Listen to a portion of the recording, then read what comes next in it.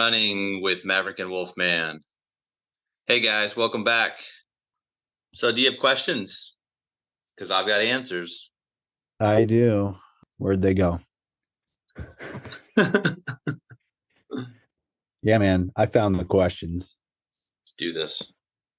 So this first one, how important is core work for running? It's obviously the core of the work. So, very important. Yeah, I think it's important. I don't always do it, but it's important. It's super important. Being Yeah. serious, it's very important. You should definitely do core work if you can. I do it. Probably try to do core work at least once a week. Twice is better. I do notice a difference when I don't do it. I would agree with that. When I'm doing it, I definitely notice a difference. And I don't understand why I don't keep doing it. Because you're human. That's probably true. If you went for your run already for the day, right? There's only so much more you can do too. So you can't just run all the time. So doing core work, a little bit of weights, calisthenics, it's something else that you can do to help get yourself better at running. So that's why I do it primarily. When I'm done with my run and I want to work out more, I need something else to do. That's a good point. It doesn't have to be extensive either. Like you don't need a lot of equipment. You do some planks, maybe put some push-ups in there while you're in that plank position. Now you've done a workout. If you don't know Anything what else? that is, stand up from your chair and sit back down. Congratulations, you just did a squat. Squat. Do a squat. Quote unquote. I should have quoted it. Go back and listen to a few episodes. I've put some thought into this one and I haven't figured out an answer. What is an exercise you see people commonly do that is essentially useless? An exercise? That is the question. Yep. Are we looking at this from like a running perspective or just in general? I don't know. I've tried to think of it a few ways. I couldn't really think of a good answer for this one. Now, listen, I'm a fan of most exercises, but right Yeah. away the thought that comes to mind is something that's non-specific, like very non-specific. For example, if you're doing walking on your hands for running, not going to help you be a better runner. Yeah. Like not transferable. I mean, is it going to give you some upper body strength, some balance? Sure, but it's not going to make you a faster runner. So you can take that one out if you want. How Now, about just, last episode, Tim mentioned the bobbing hamstring stretch. oh, yeah, that's not good. I don't think there's many. I mean, I've had people argue with me that that's a good exercise and they get benefit from it, which, okay, then that's your opinion. But I don't think there's many academic proof of that. Am I thinking of the right one? Is that where you bend from the waist, but you're kind of like bouncing to your toes? Right. It's so old that you don't even remember it. Yeah. It's older than time itself. So essentially, you stick your leg out forward and you would bend down, but you don't sustain the stretch. You just kind of like rock back and forth into it. And Yeah. it doesn't feel good. So it's not a static stretch, but it's not a dynamic stretch either. The way that a lot of people do it, they kind of start with a static and then start making it dynamic midway. I don't know. I think my dad still does it though. I guess that would be my thing. Not necessarily a useless exercise, but if you're not going to do it correctly, it's not going to benefit you. You see people do exercise incorrectly all the time, throwing their back behind them to get bicep curls that are way too heavy for God knows what reason. Yeah, I would say Um, improper lifting where it puts you at risk to injure something, to yeah. herniate a disc or whatever. That obviously those are right away dangerous. They're not even worth attempting. But we're all Mhm. guilty. We all do a bad lift once in a while. Oh, yeah. Just get a bad lift in once in a while. It makes you human. Human. That's the word of the day, human. Word of the day. Is there a best stretching program? We know my thoughts of stretching. I don't think there's a best for all. I think there's a best for the individual. Yes. I A agree. lot of times it's taking pieces and then weaving it together to make what works for you. And that just takes time and practice and effort and Mhm. understanding of your body and how it works. Like for you, Yep. example, you would not stretch majority of stuff prior to the run, but after the run, you might stretch if you are a little tight in the quads, the hamstring, you might do that, right? But you're not going to say, well, Yeah, I I have to do do that. stretch X, Y, and Z. I have to do it as part of my routine. You're not going to do that, but some people would. How Tall are you? No, that'd be a weird question. It's not. How often, how often do you include speed workouts in training programs? As I a think it coach or depends on as a the runner, training. I think if you were developing a program, so I kind of looked at it from like if I was writing a program for somebody, how often would I include a workout? what's your answer? So I look at them more as quality runs, which I think is from following Daniel's formula. So typically, in the first phase of things, your workout might be just some striders at the end of a run or two. And then once I get into where you're doing interval work and repeat work and tempo work and threshold work, usually through phases two, three, and part of four, 1 to 2 a week. Kind of like we've talked, you can't go out there and do a threshold every day. Your body will break down and you'll get injured. So I do them sparingly. So one to Like this two. week, 1 to 2. This week I've got one because I did a long run yesterday. 1 to 2, I would say. I would agree with that. One to two. I would preference two for me, but not for everybody. So it depends on who I'm coaching. But for Mm-hmm. myself, I would prefer to get 2 fast days in. And sometimes, a race can be basically a workout or an interval, and you can count it that way too. Agreed. So the next one, best way to the best way is to prevent chafing. So chafing, it says people don't really talk about it, but it is real and it's painful. Do you have any solutions off the top of your head? I've got some.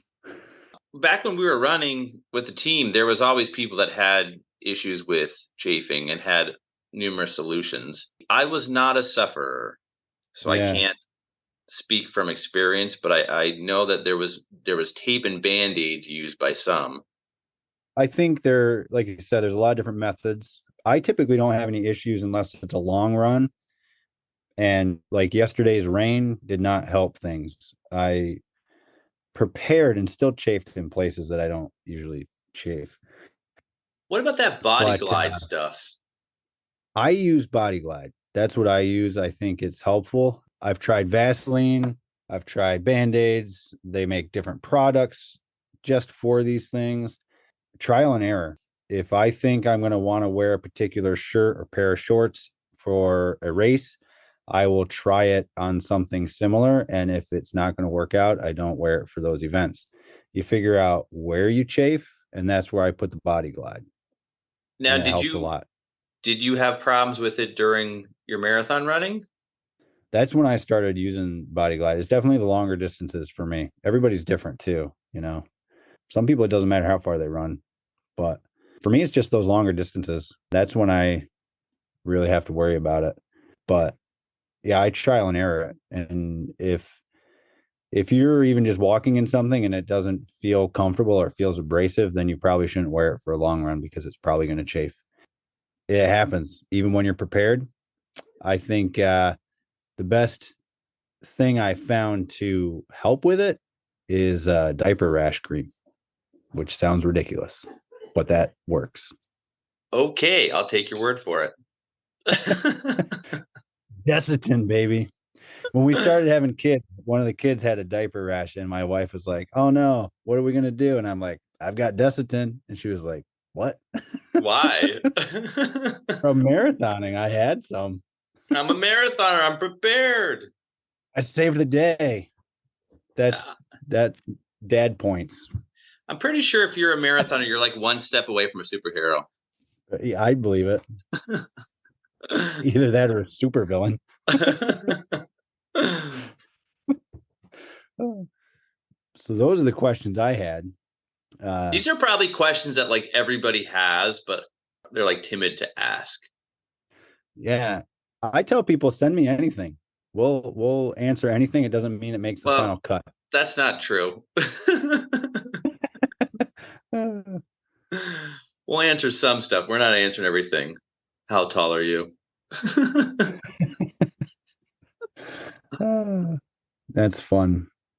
me ask you this one, Wolfman. How many Go miles did for you it. do today? Today I did 4, but yesterday I did 18. I think this How did week you get to is 18 already? Jeez, Louise, I don't even have that much in a week. yesterday. Well, I've been building since February. I've been building since like 5 or 6 weeks ago. I'm in the middle of phase 2. I think this week I'm supposed to hit 60 miles. We'll see what happens. And I'm running a race on Sunday. Which race We'll is it? see what What happens. what distance? Corning Wineglass half marathon. What are your If predictions for the half marathon? my prediction, pain. There will be pain and No, wine glasses. I have my goal is it might be lofty, but my goal is 120. We'll see what happens. Which equates to a what per mile pace? I haven't even gotten that far. uh, that's why I say it might be lofty. I what, might what I what might was it get again? 120. Hour I might get 20 I might get in divided my book and by, realize that's too lofty. oops, Was it 7 minute pace? 6.1. That's pretty quick. Is it? I might have to revisit that goal. It's a 240 marathon, you know. Well, so rule of thumb is take your halftime, double it, add 10 minutes, and that's about what you should run a Not me. marathon. The shorter, the faster I'll run. That's it. It's a 6:06 pace. We'll see. You think you're in that kind of Um, shape? I think maybe. I don't know. What are you wearing your five finger? Oh yeah. I'm not doing that. They usually have pacers, so I'm going to line up with the 120 pace group and see how I feel. That's my goal. Explain this one to me. How do Yeah, you even know who to line up with for the marathon or the half marathon? they Like, got how do you know your 6. pace? I've been doing my tempos and workouts at like 6:30 to 6:45 pace. So I figure race pace should be a little faster. So we'll see. It's not going to be easy. And I don't know if I'm in that kind of shape right now, but we'll find out on I Sunday. am I am not in that kind of shape. Sunday. We'll see. I'm going to use it as a fitness a VDOT check. I like to check my VDOT every few months, so that's what I'm going to use it for. Hopefully, I'm not upset. What's your week like? My week How's has your been training? light. Basically, what I'm doing at this point is I past the point of just feeling terrible running. Now I'm starting to feel better when I go out. I'm starting to have quicker paces, but I do not have any real long runs yet. I do not have endurance yet. I do not have my typical speed yet. I feel kind of like a freshman in high school trying to run. I'm just getting used to the sport. It's not second nature. I have glimpses of that where I can pick up and feel good and get going, but then I just don't have the endurance or the speed to take me through like I typically would. So that's why I'm giving myself a good year of this training to get back into shape. If I race, it's not going to be to win. It's going to be to just be in there, get a workout, be competitive, get that out of my system so that I can continue to train. It's not going to be Mm-hmm. to the old days where you go out and be like, oh, maybe 1, 2, or 3 here, maybe 1, 2, or 3 here. You know, that's not going to be one of those things. Gotcha. So you have anything on the docket or not yet? No, kind of weighing a couple things, trying to figure out time frames that will work out and what distances would be good. I may just end up racing myself on the track and then just trying to beat those times.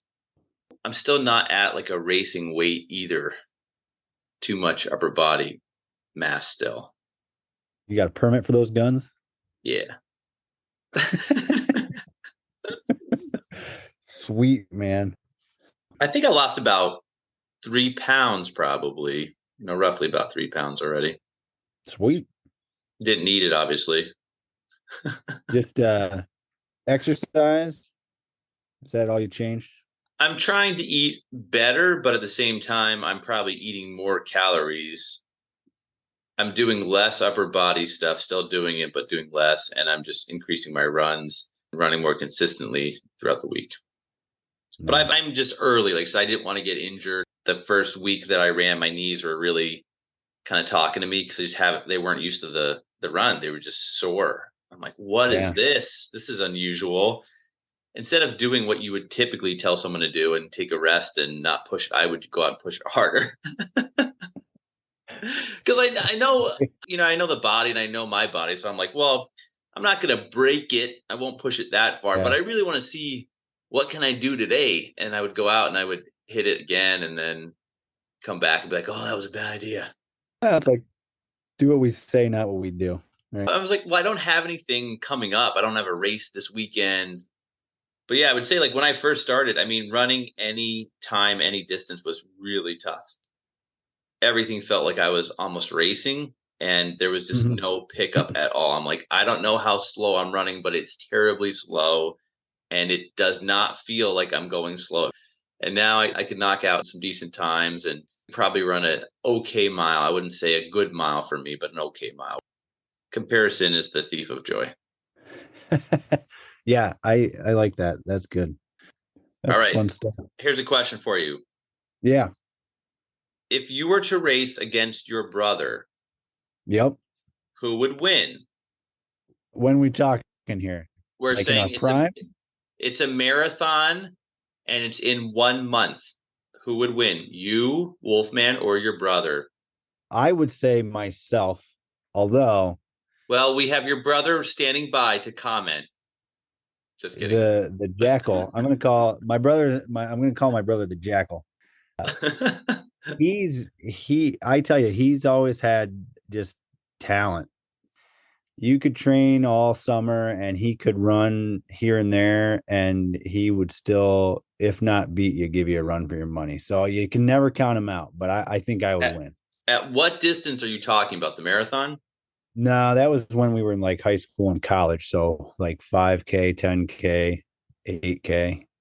Okay. So he's still in that kind of shape where he can still. Um, I've noticed that since not running so much that I'm not in that kind of shape. I used to be able to just run a little bit and then run a quick mile or whatever, but it's not where I'm at right this second. he has been training for his own stuff. I don't think he's quite got the volume that I've got going. So I think I would beat him in a marathon.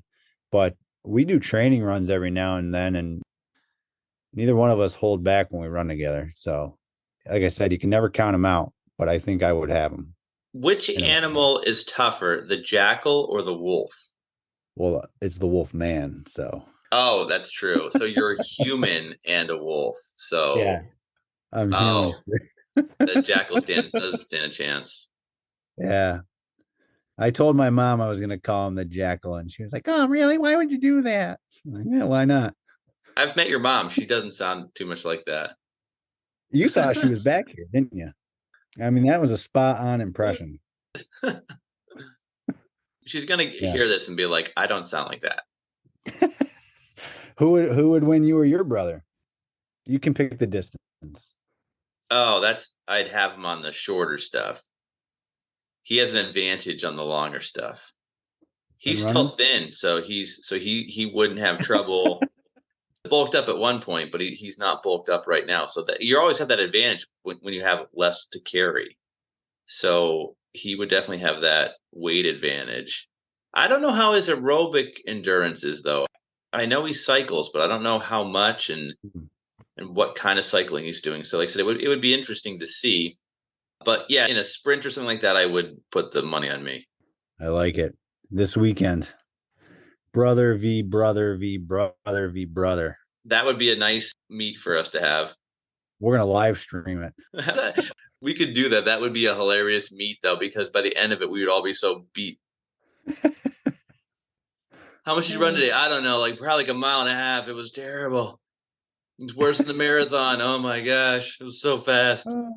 This guy's so That's fast. funny. That's great. Just messing around the track. We weren't really doing like a workout. We're just kind of getting some mileage in. And there was multiple people on the track.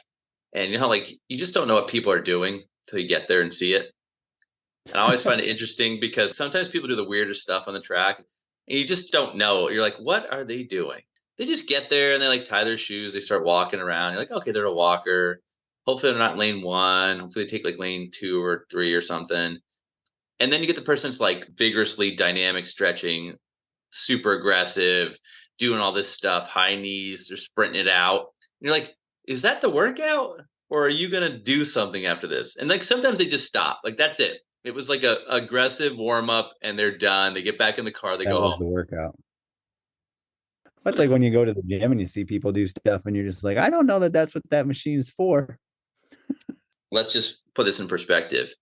If there was $100 in the line and your brother and you had to race 1 mile, who's winning?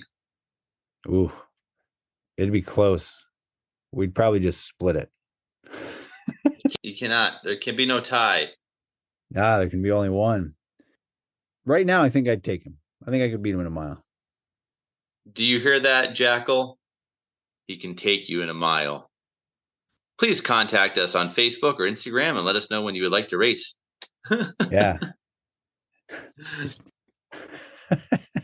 I think we should do that. I think I could take him. Guys, remember, we're all human. Do your best. Stick with it. And the Jackal, if you're listening, you're not human. You're an animal.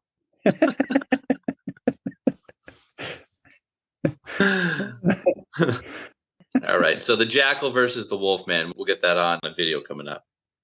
Hello, this is Wolfman with an update. Since we recorded this episode, I did run the half marathon that we were discussing, the Wine Glass Half Marathon in Corning, New York.